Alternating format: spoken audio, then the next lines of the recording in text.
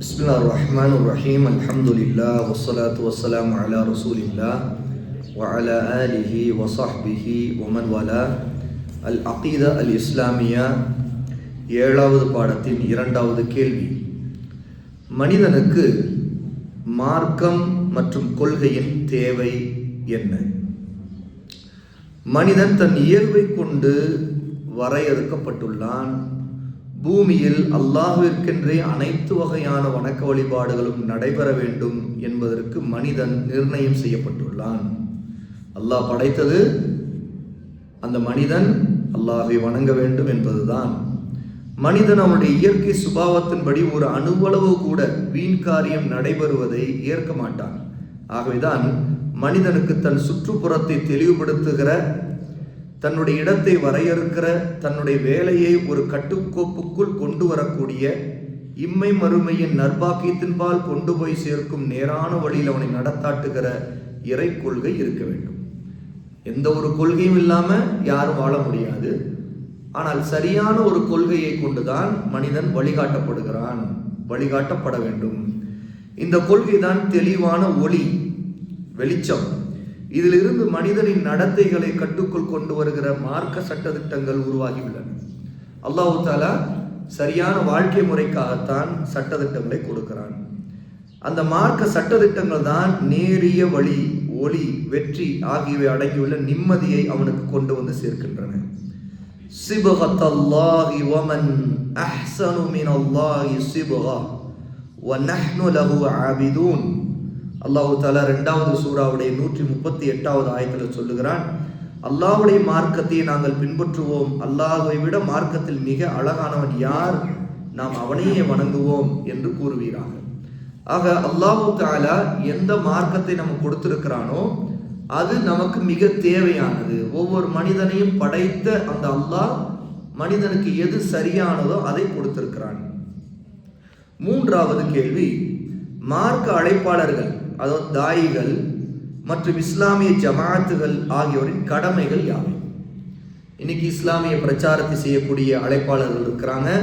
அதே மாதிரி நிறைய ஜமாத்துகளும் மக்களுக்கு மத்தியில் இருந்து கொண்டிருக்கிறாங்க. இவங்களுடைய கடமை என்ன? குர்ஆன், சஹீஹான சுன்னா உடைய வழிமுறைப்படி நடப்பதும், இறை தூதர்கள் அனைவரும் எந்த விஷயத்தை ஆரம்பமாக செய்தார்களோ அதை ஆரம்பமாக செய்வதும் மார்க்க அழைப்பாளர்கள், இஸ்லாமிய ஜமாத்துகள் ஆகியோருடைய கடமை. அதாவது அல்லாஹ்வுடைய குர்ஆனை தெளிவுபடுத்துவது, நபியுடைய சுன்னா, சஹீ ஆதாரபூர்வமான ஹதீஸ்களை சொல்லி விளக்குவது, அல்லாஹ்வுடைய நபிமார்கள் முதலாக எதன் பக்கம் மக்களை அழைத்து தாவாவை செய்தார்களோ அது போன்று தௌஹீதுடைய கடமையை தெளிவுபடுத்தி அழைப்பதுதான் எல்லாருடைய கடமை. அதாவது மார்க்க அழைப்பாளர்கள், ஜமாத்துகளுடைய கடமை. இந்த கடமையை விட்டு தூரமாகுவதன் காரணமாக தான் ஜமாத்துகளுக்கு மத்தியில், அழைப்பாளர்கள் மத்தியில் பல்வேறு கருத்து வேறுபாடுகள் உருவாகிறது. இங்கே கவனியுங்கள், இறை தூதர்கள் கடைசியாக நம்முடைய தலைவர் முஹம்மது ஸல்லல்லாஹு அலைஹி வஸல்லம் அவர்கள் இவ்வுலகிற்கு வந்தார்கள். அவர்கள் லா இலாஹ இல்லல்லாஹ் என்ற சாட்சியம் கூறுமாறு ஓரிரை கொள்கையையே ஆரம்பமாக அழைப்பு விடுத்தார்கள். அல்லாஹ்வுடைய நபி வந்த காலகட்டம் ஷிர்க்கும் குஃபுரும் மலிந்திருந்த காலகட்டம். அதைவிட அதிகமாக மலிந்திருக்கக்கூடிய காலகட்டத்தில் நாம் வாழ்ந்து கொண்டிருக்கிறோம். அல்லாஹ்வுடைய நபி ஸல்லல்லாஹு அலைஹி வஸல்லம் எந்த தாவாவை முன்வைத்து லா இலாஹ இல்லல்லாஹ் பக்கம் மக்களை அழைத்தார்களோ அதே தாவாவை முன்வைத்து தான் மக்களை சீர்திருத்தம் செய்ய வேண்டும் அழைப்பாளர்கள், தாயிகள், ஜமாத்துகள். என்ற ரசூலுல்லாஹ்வுடைய காலத்தில் இருந்த மக்கள் தொகையை விட இன்று பல மடங்கு அதிகமான மக்கள் தொகை பூமியிலே இருக்கிறார்கள். ஆனால் அந்த காலத்தில் முஷ்ரிக்குகளும் ஷிர்கில் இருக்கக்கூடிய மக்கள் இருந்த காலத்தில் ரசூலுல்லாஹ் எந்த தாவாவை முன்வைத்து அழைத்தார்களோ அதே லா இலாஹ இல்லல்லாஹ்வின் பக்கம்தான் நாம் மக்களை ஒன்று திரட்ட வேண்டும், அழைக்க வேண்டும். வணக்கத்திற்குரிய உண்மையான இரட்சகன் அல்லாஹ் வைத்தவர்கள் யாரும் இல்லை என்பதே இந்த கலிமாவின் பொருள். மக்காவில் 13 ஆண்டுகள் நபி அவர்கள் தங்கி இருந்து மார்க்க அழைப்பு பணி மேற்கொண்டார்கள். அதாவது நபியான உடனே ரசூல் ஸல்லல்லாஹு அலைஹி வஸல்லம் மதீனாவுக்கு வந்து விடவில்லை. அல்லாஹ் தஆலா அப்படி கட்டளையிடல். 13 வருடங்கள் ரசூல் ஸல்லல்லாஹு அலைஹி வஸல்லம் அங்கேதான் இருந்தாங்க. ஆக 40 வயதில் நபியானவங்க அடுத்து 40லிருந்து இன்னும் 13 வருடங்கள் 53 வயது வரைக்கும் ரசூலுல்லாஹ்வுடைய தாவா முழுக்க முழுக்க அந்த மக்கா குறைஷிகளுக்கு மத்தியில் தௌஹீதின் பக்கம் அழைப்பதில் ஒரே இலக்கோடு இருந்தது. அல்லாஹ்வை தவிர வேறு யாரை வணங்கவோ அழைக்கவோ கூடாது என்று தன் தோழர்களின் உள்ளங்களில் நபி அவர்கள் பதித்தார்கள். ஏனெனில் அல்லாஹ் ஒருவன்தான் முழு வல்லமை உள்ளவன், அவனை தவிர உள்ள அனைவரும் இயலாதவர்கள், சட்டதிட்டங்களை இயற்றும் அதிகாரம் அல்லாஹ்வை தவிர யாருக்கும் ஆகுமானது அல்ல என்ற அவன்தான் படைப்பாளன், அவனே தன்னுடைய அடியார்களின் நலவுகளை மிக்க அறிந்தவன். அதன் பின் நபி அவர்கள் மதீனாவிற்கு ஹிஜ்ரத் மேற்கொண்டார்கள். அங்கு இஸ்லாமிய ஆட்சியை ஏற்படுத்தினார்கள். அல்லாஹ்வின் உயர்வான வாக்கு மேலோங்குவதற்காக அறப்போர் செய்வதின் பக்கம் நபி அவர்கள் அழைப்பு விடுத்தார்கள். ஆக ஒரு அடுத்தடுத்த கட்டத்தை ரசூலுல்லாஹ்வுடைய தாவா அடைந்திருக்குது. முதலில் ரசூலுல்லாஹ்வுடைய தாவா ஆரம்பத்தில் முழுக்க முழுக்க தௌஹீதை சொல்லுவது இருந்துச்சு. அதற்கு பிறகு அடுத்த கட்டம் அந்த தௌஹீதுடைய அழைப்பின் விளைவாக ஏற்படக்கூடிய ஹிஜ்ரத். அப்போ ரசூல் ஸல்லல்லாஹு அலைஹி 13 வருடங்கள் தௌஹீதை எடுத்து சொன்னவர்கள், அடுத்தது அல்லாஹ் அவர்களுக்கு கடமையாக்கியது ஹிஜ்ரத்தை கடமையாக்கினார். அவை மக்காவிலிருந்து மதீனாவுக்கு ஹிஜ்ரத் செய்தார். பிறகும் ரசூல் ஸல்லல்லாஹு அலைஹி வஸல்லம் தொடர்ச்சியாக தௌஹீதுடைய தாவாவை தொடர்றாங்க. ஆக அதனுடைய விளைவு அடுத்த கட்டமாக என்ன நடக்குது? ஜிஹாத் நடந்தது.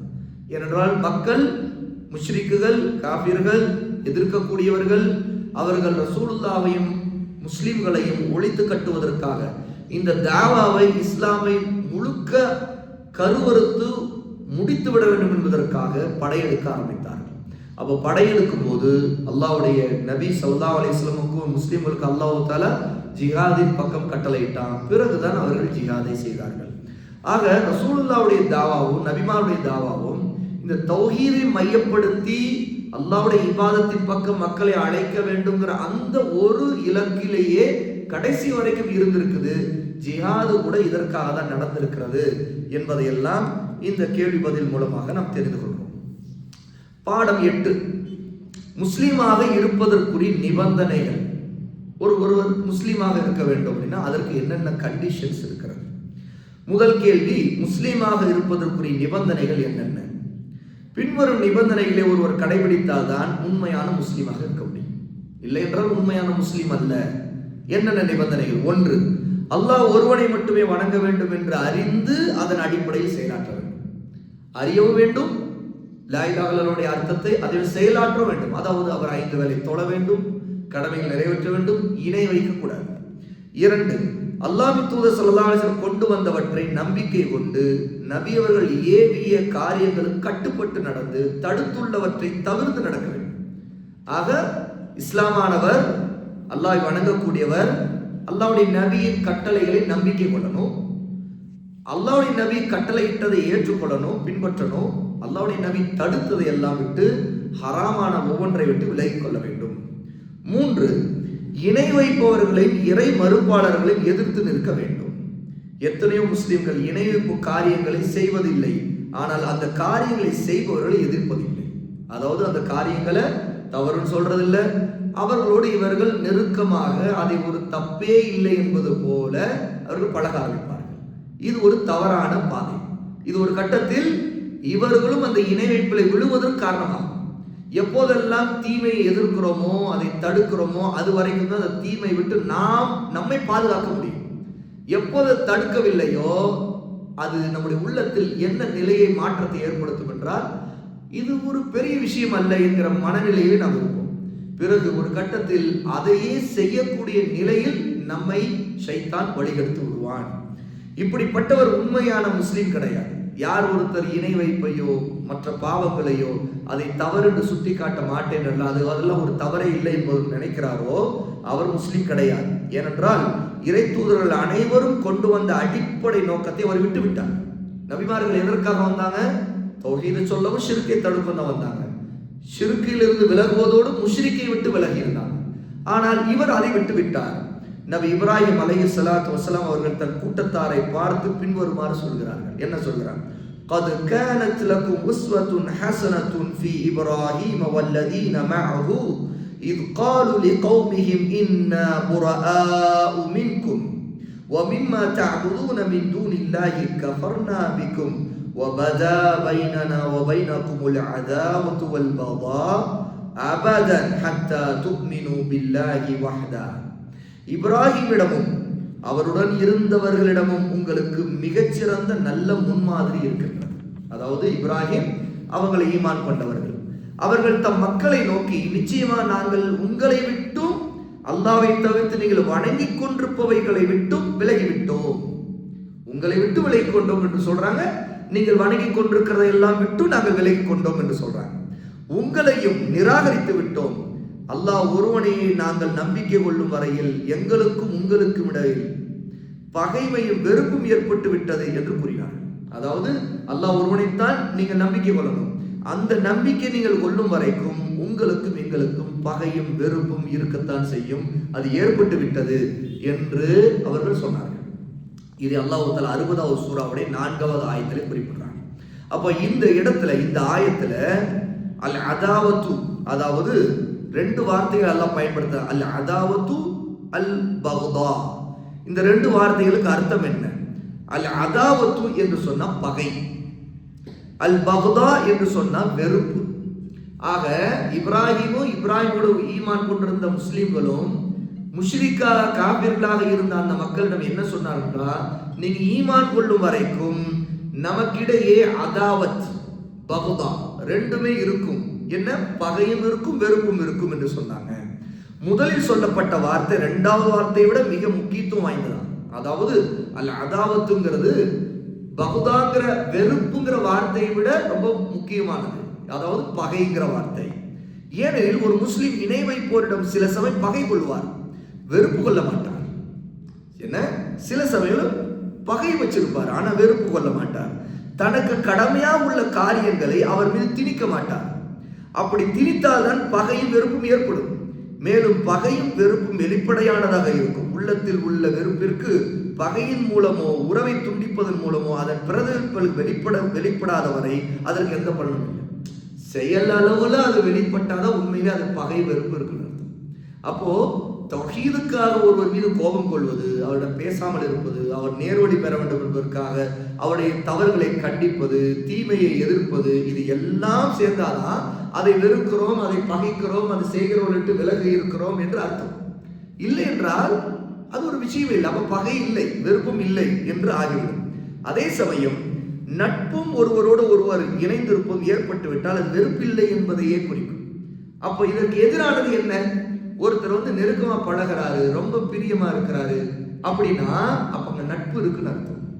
அப்ப நட்பு இருக்குன்னா ஒரு முஷ்ரிக்கும் அல்லாஹ்வுடைய மார்க்கத்தின் வெளிப்படையான எதிரியாகவும் கொள்கையால் வெளிப்படையான விரோதியாக இருக்கக்கூடிய ஒருவரோடு நட்பு பாராட்டினால் அங்கே உண்மையிலே பகை வெறுப்பும் இல்லை என்று அர்த்தமாயிடும். அப்போ இப்ராஹிம் அலைஹிஸ்ஸலாமும் அவங்களுடைய மக்களும், அதாவது முஸ்லிமானவர்களும் அந்த தங்களுடைய மக்கள் மத்தியிலே ஷிர்கையும் குஃப்ரிலும் இருந்த, தௌஹீதை எதிர்த்து கொண்டிருந்த அந்த மக்களுக்கு மத்தியில் உங்களுக்கும் எங்களுக்கும் பகையும் வெறுப்பும் வந்துவிட்டது. எதுவரை என்றால் நீங்க அல்லாஹ்வை ஈமான் கொள்ளும் வரை என்று சொன்னார். இதுதான் அல் வலா வல் பரா. அல் வலா என்று சொன்னால் அல்லாஹ்வை ஈமான் கொண்டவர்களோடு நெருக்கமாக இருப்பது. பரா என்று சொன்னால் அல்லாஹ்வை எதிர்க்கக்கூடிய, மார்க்கத்தை எதிர்க்கக்கூடிய, தெளிவாக வழிகட்டில் ஷிர்கில் இருக்கக்கூடிய, குஃப்ரில் இருக்கக்கூடியவரிடம் விலகி இருப்பது, வெறுத்து இருப்பது, பகை கொண்டிருப்பது, இதுதான் பரா. அப்ப இந்த அடிப்படை அல்லாஹ் தஆலா இந்த ஆயத்தில் சொல்லுகிறார். அப்ப ஒருவர் சில சமயங்களில் பகைச்சிருப்பார், வெறுப்பு இல்லாம இருப்பார், உள்ளுக்குள்ளதான் இருக்கும் பகை, ஆனா வெறுப்பு தெரியாது. வெறுப்பை எப்படி அவர் மறைப்பார்? மறைக்க முடியாது. உண்மையில ஒரு வெறுப்பு இருக்கிறது என்றால் அது செயலில் வெளிப்பட வேண்டும்.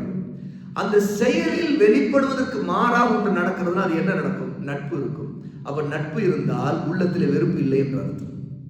இதுதான் இங்கே ஷேக் அவர்கள் குறிப்பிடுவது. நட்பு இருக்கிறது, நெருக்கமான அது ஒரு நெருக்கமான நட்புனா இதுல ஒரு தெளிவு தேவை. இப்ப நம்ம கொடுக்கல் வாங்கல் வியாபார ரீதியாக நம்மோட தொடர்பு இருப்பவர்கள், நம்முடைய பக்கத்து வீட்டில் அண்டை வீட்டார்கள் காப்பீர்களாக இருப்பார்கள், அவர்களோட நல்ல விதத்தில் நடப்பது, நீதியாக பேசுவது, அவருடைய கஷ்டங்கள் ஏதேனும் அவர் உதவுவது, இது எதுவும் தவறா? அதெல்லாம் தவறல்ல. அது நல்ல விதத்தில் நடக்க வேண்டும். ஒரு நல்ல முஸ்லீம் எப்படி நடக்க வேண்டும்? நடக்க வேண்டும். ஆனால் மனப்பூர்வமான நேசம் இருக்கிறது இல்லையா? எப்படி இன்று சிலர் ரொம்ப என் நண்பன் அப்படின்னு சொல்லிட்டு ரொம்ப அப்படியே எப்ப பார்த்தாலும் அவங்களோட சுத்துவாங்க, அவங்களோட ரொம்ப நெருக்கமா இருப்பாங்க, அவங்களுடைய எல்லா அந்தரங்கங்களையும் அவங்க ஷேர் பண்ணிக்குவாங்க. இது எப்படிப்பட்டதுன்னா இது பகையும் வெறுப்பு உள்ளவர்கிட்ட இருக்கிற பண்பு இல்லை. யாரோ ஒருத்தர் எதிரிட்டு அப்படி இருப்பாரா? அல்ல தான் வெறுக்கக்கூடியவர்கிட்ட அப்படி நடந்துக்குவாரா? நடக்க மாட்டார். அப்ப வெறுப்பு இல்லை. அப்ப என்ன நடக்குதுன்னு கேட்டா, உள்ளத்துல அவங்களுடைய அந்த கொள்கையின் மீது எந்த வெறுப்போ எந்த ஒரு பகையோ இல்லாம அவர் பழகிறான்னு அர்த்தம். அப்படி பட்ட நிலையில ஒருத்தர் போயிட்டாருன்னா, அவர் ஒரு பூஜை கூப்பிட்டா இவர் போய் நின்றுவாரு. அவர் ஏதாவது ஒரு பண்டிகை அன்பளிப்பு கொடுத்தாலும் வாங்கி சாப்பிடுவாரு. இதெல்லாம் நமக்குள்ள இல்லை, நமக்குள்ள ஒண்ணுக்கு ஒண்ணு என்ன இருக்குது அப்படின்னு சொல்லுவார். அப்ப இது என்ன கொள்கைன்னு ஒண்ணுமே இல்லைன்னு அர்த்தம். அப்போ அவருக்கு தௌஹீதுடைய அறிவும் இல்லை, ஷிர்கை பற்றிய ஒரு பயமும் இல்லைன்னு அர்த்தம். அப்போ அதை வெறுக்கக்கூடிய மனநிலையும் இல்லைன்னு அர்த்தம். ஆக முஸ்லிம் அல்லாதவரிடம் நல்ல விதத்தில் நடப்பதற்கு மார்க்கத்தில் தடை இல்லை. கண்ணியமான முறையில் நம்முடைய மார்க்க கொள்கையில் எதிலும் விட்டு கொடுக்காமல், அதிலே சமரசம் இல்லாமல் அவரிடம் நீதியாக நடப்பது, அதுல எந்த தடை இல்லை. ஆனால் நாம் அவரோடு நெருங்கி பழகக்கூடிய மனப்பூர்வமான நேசத்தை வளர்த்தால் அது நிச்சயம் மார்க்கத்துக்கு எதிரான, சுன்னாவுக்கு எதிரான, அல்லாஹ் கண்டிக்கக்கூடிய ஒரு பாவமான காரியம். அதுதான் ஒருத்தர் கொள்கை தெளிவில்லாதவர், அறிவில்லாதவர் தான் அப்படிப்பட்ட பாதையில் நடப்பார் என்பதை நாம் தெரிந்து கொள்ளணும். இன்ஷா அல்லாஹ் இதோட கடைசி ஒரு பாயிண்ட் படிச்சிருக்கோம். 4வது, ஒரு முஸ்லிமா இருப்பதன் நிபந்தனை கட்டாயமாக உபதேசம் செய்வதில் ஈடுபடுவது. அதாவது உபதேசம் செய்வது, நல்ல மக்களுக்கு நன்மையை சொல்வது. நான் முஸ்லிம்களை எதிர்த்து நிற்க மாட்டேன், இணை வைப்பு, இறை மறுப்பு, பாவகாரியங்கள் ஆகியவற்றை அவர்கள் செய்தாலும் சரிதான் என்று ஒருவர் இருந்தால் அவர் உண்மையான முஸ்லீம் இல்லை, ஒரு பலவீனமான, ஒரு அறிவு இல்லாத ஒரு முஸ்லீம்.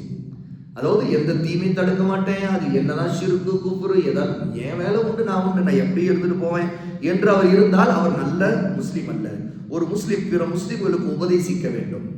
அருவருக்கத்தக்க காரியங்களான இணை வைப்பு, இறை மறுப்பு, பாவ காரியங்கள் ஆகியவற்றின் அபாயங்களை மென்மையான முறையில் அவர்களுக்கு விளக்கி சொல்ல வேண்டும், அவர்களை தடுக்க வேண்டும். இது கட்டாயம். இது ஒவ்வொருத்தருக்கும் அவருடைய தகுதிக்கும் சக்திக்கு ஏற்ப கடமை. அவரால் என்ன முடியுமோ அந்த லிமிட், அந்த வரம்புக்குள் நின்று அவர் தீமையை தடுக்க வேண்டும்.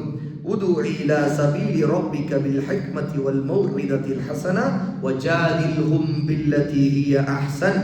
அல்லாஹ் சொல்கிறான், சூரா அன்-நஹல் 16வது சூராவுடைய 125வது ஆயத். அல்லாஹ் சொல்கிறான், நபியே, நீர் மனிதர்களை ஹிக்மத்துடன், அதாவது மதிநுட்பத்துடன், நுட்பமான அறிவோடு, அழகான அறிவுரையை கொண்டு உங்களுடைய இறைவனின் பக்கம் அழையுங்கள். அவர்களுடைய தவறுகளை திருத்துவதற்கு நீங்கள் உங்களுடைய ரப்பின் பக்கம் அழையுங்கள். நீங்கள் ஹிக்மத்தை அமல் செய்யுங்கள், நல்ல உபதேசத்தை, அழகான உபதேசத்தை சொல்லுங்கள். மேலும் அவரிடம் விவாதிக்க நேரிட்டால் நீங்கள் கண்ணியமான அழகான முறையில் விவாதம் செய்யுங்கள். அதாவது அவருடைய தவறுகள் நீங்கள் புரிய வைக்க வேண்டிய தேவை வந்தால் அழகான முறையில் அவர்கிட்ட விவாதித்து புரிய வைக்க முடியும் என்றால் அடுத்தது நீங்கள் அழகான முறையில் விவாதம் செய்யுங்கள் என்று அல்லாஹ் தஆலா சொல்கிறார். அப்போ அழகான முறையில் சொல்ல வேண்டிய தேவை ஒருவருக்கு அது பலன் தரும் என்றால் அந்த நேரத்தில் நாம் விவாதித்து அவர்களுக்கு புரிய வைக்க முடியும்.